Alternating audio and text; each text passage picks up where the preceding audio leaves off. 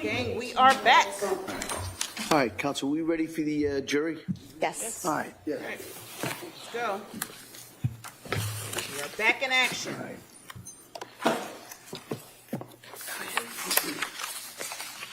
Yeah.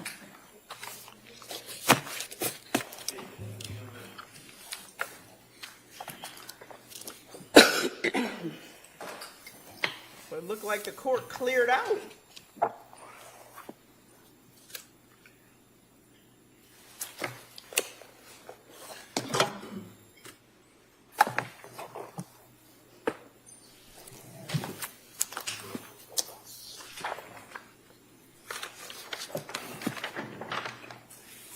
A lot of people left. Are they changing their minds about being supportive?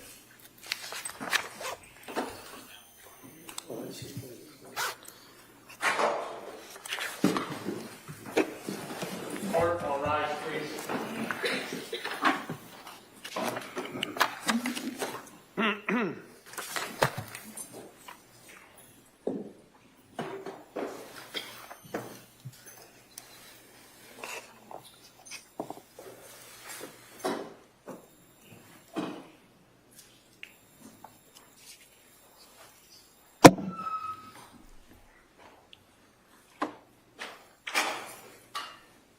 Court is back in session. You may be seated. Your Honor, for the purpose of the record, including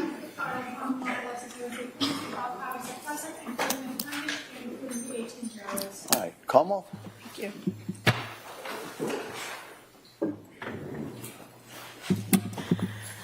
Dr. Mack, before we broke, we were talking about protective factors in suicide. Do you recall that? Yes, I do. Can you just explain to the jury what a protective factor is? Well, when a person is suicidal, they have risk factors and they have protective factors. Risk factors are those aspects of the individual that make it more likely that the person is going to act on their suicidal thoughts. And protective factors do the opposite. They are things that hold the person back from acting on their suicidal interests. And in this case, you're aware that the defendant had previously indicated that her kids and her mother were reasons why she didn't continue with the thoughts of suicide in the past, right? Well, objection is not the thoughts, it's the action. No, overruled. You can answer. I'm not sure if your question is that kept her from acting on suicidal interests or Right. ideation. I guess the important part I'm trying to piece together is it was her statements to professionals that her mother and her kids were reasons why she wouldn't have committed the act. Correct. Okay. And you are aware that at the time of the event or after the event, she indicated that a voice told her that she needed to kill the kids so that she could kill herself. Yes. And this was the same day that she then attempted to kill herself. Correct. Now, on the day of January 24th, 2023, you are aware that the defendant had reported that, for all intents and purposes, earlier in the day was a good day. There are reports that earlier in the day was a good day. And is the fact that she reported good feelings consistent with the suicidality or inconsistent? I apologize. Did he say that she said she had a good day or someone else did? I just didn't hear that. Yeah, if you could maybe kind of bring that out, what that source is. Well, as far as the reports of it being a good day, when you spoke with her, did she describe the events earlier in the day as a good day? Playing with the kids, that kind of thing? She described the day as being a fun and productive day. And you're aware that others reported, including her husband Patrick, that earlier that day it appeared to have been a good day. Right. So one example is when Patrick was talking to the Child Welfare Agency that evening, I believe, he said that was the best day she had had in a long time. Okay. So, or something to that effect. The fact that there were reports of it being a good day, is that inconsistent or consistent with the idea of the attempted suicide? It's not inconsistent with suicide. It's also not inconsistent with the depressive disorder that she had. much of the time, depression, major depressive episodes start to recover after around 3 or 4 months. It also is in my own view in psychiatry, and I believe others, an awareness that as a person is beginning to recover from the worst of their depression, sometimes suicides do happen when the person starts developing a little bit more energy and ability to act on their interests. So in your experience, do people sometimes display those positive feelings immediately prior to either an attempt or a suicide? Yes, that is something that does happen in my experience.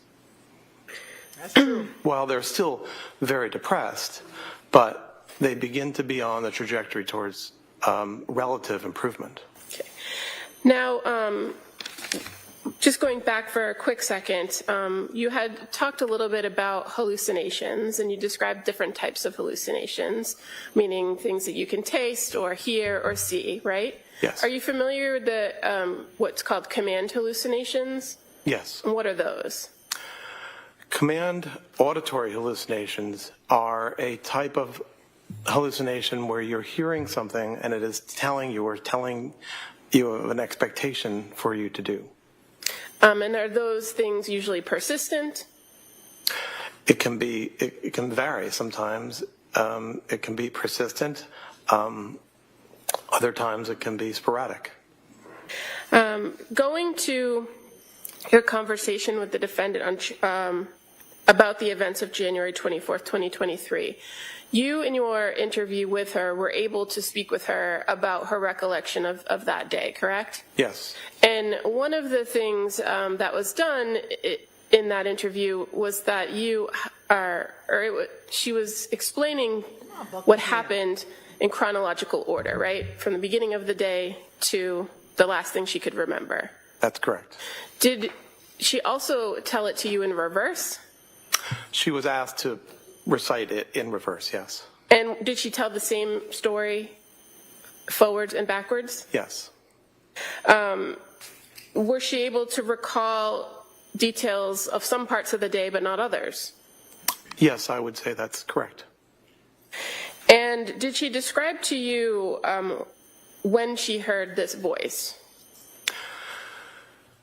Her experience that is called a voice occurred in the late afternoon. Do you recall what she reported about the voice?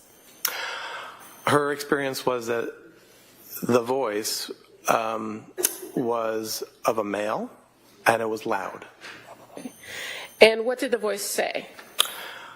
The voice said to the effect of, "You should kill the kids. This is your last chance so that you can kill yourself."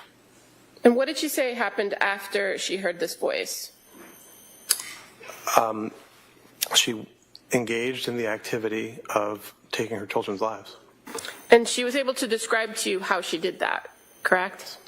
And she first stated that she took Dawson down to the basement Yes. and then wrapped the exercise band around his neck and strangled him. Yes. And what did she say that she said when she did that? She described that while that was happening, she was saying out loud, "Go to God." And did she describe the same for both Cora and then Callan? Essentially, yes. And the voice that she said she heard, was it one time or more than one time she heard the voice? Multiple times is what she described. And after she had killed the kids, did the voice continue in her report? I don't remember that it did. It may have, I don't remember. And then after the kids were gone, she then made an effort to take her own life, correct? And how did she do that?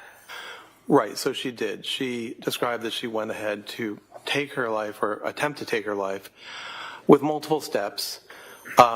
She went to her room upstairs in the house and took the various medications that were present. She cut at her wrists and at her neck, and then she caused herself to fall from the window. Okay, and as far as going out the window, did she tell you whether she had to do anything with the screen? She described to me that she cut the screen. Okay. And then she dove out the window. Well, objection, that's not what he said. Well, what did she do after she cut the screen? She fell from the window.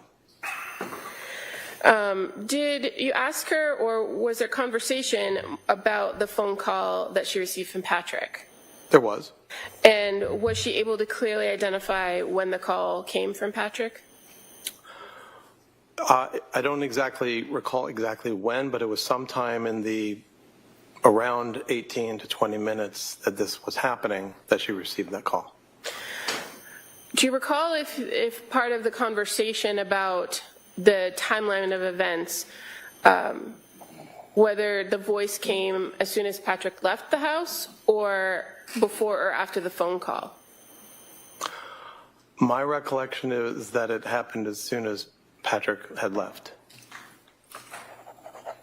Now, were there some things in what she was telling you about the events that was different from what you reviewed from other information in this case? Can you say that again? Yeah, I'm just asking if you recall that there were things in the version that she told you in your interview that were different or not consistent with the information you knew about the case. Well, two things come to mind. One is the locking or the closing of the bedroom door, and the other is the cutting of the screen of the window. Okay, and as far as the locking or closing of the bedroom door, do you recall what she told you about that? She denied that she had done that. And so from the information you reviewed about reports from Patrick and everything else, did you know that the door had been locked? That was my understanding. And the second thing that you indicated about the screen, what information did you have about the screen that was different from what she reported to you? I believe there was a question as to whether the screen had been cut, perhaps with a sharp. And as far as the going out the window piece of it, you were aware that she didn't have any head injury, correct? Yes, I am. That she had the spinal injuries, the C1 injury, but no injuries to her head. Correct. And as far as her report of taking medication or taking pills, did you know whether she took all the pills that she had in the house or? Well, I'm not sure about the house. She described all the pills in her bedroom. Okay. And were you aware that there were other pill bottles located in other parts of the house? I'm not sure I knew that. How about the phone call? She indicated that at the time of the phone call, she believed she had the baby in her hand and she was doing something like taking food out of the fridge or getting food ready for the kids. Do you recall that? Yes. And were you aware, do you recall seeing crime scene photos that show that the kids' bowls were in the living room? Yes. And that Patrick later reported that he had seen Dawson eating green beans and chicken nuggets before he left the house? Were you aware of that?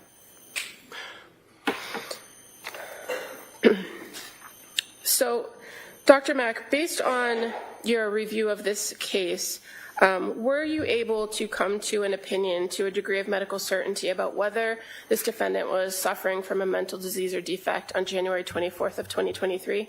Yes, I did. And what is that opinion? That, yes, she was suffering from a mental disease or defect, namely a major depressive episode as a part of major depressive disorder. And as far as the substantial capacity to appreciate wrongfulness or criminality of conduct, were you able to come to an opinion to a reasonable degree of medical certainty about that?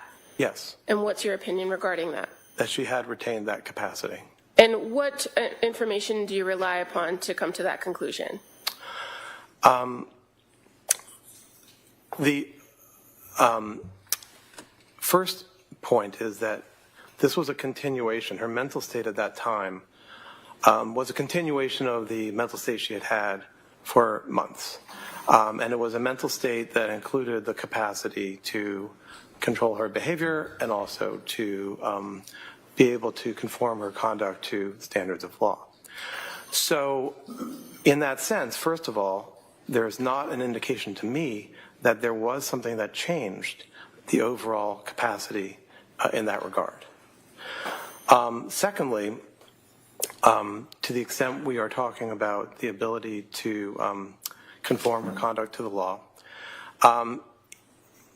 one can analyze her actions and her behaviors and her thoughts on that day, or as close as possible to the moments of the deaths, and that includes taking one of her children to a pediatrician that day, engaging in fun activities around the house that day, having engaged with one of her children's teachers the day before, having engaged in normal conversations with the restaurant that she ordered food from, 3V, and then also interactions with the pharmacy, CVS, where she was getting the Miralax from. So in all these places, there was the ability to act normally. There doesn't seem to be any deviation from where she had been all along, which included this capacity. Furthermore, I would add that as a part of her interactions with the community or in driving, she had abided by law and abided by standards of the community at all those times. So there isn't necessarily, to me, any way in which that deviated that afternoon. So you're speaking about her ability to conform conduct, which is one of the things we're talking about here. But I want to go back to the appreciation for wrongfulness or criminality. As far as that goes, were you able to form an opinion about that? Yes, sorry about that. That's okay. So what's your opinion about her ability to substantially conform, or excuse me, her substantial capacity to appreciate the wrongfulness or criminality of her conduct? So I, again, would go to thinking about what had been her state of mind for at least the month prior, the several months prior, and in all that time, there wasn't any feature that indicated that she didn't have that capacity. But furthermore, when there were moments when she thought about harming the children, when she had the thoughts about that, she was aware in those moments beforehand that was wrong or against the law, and that she could be punished for such an act.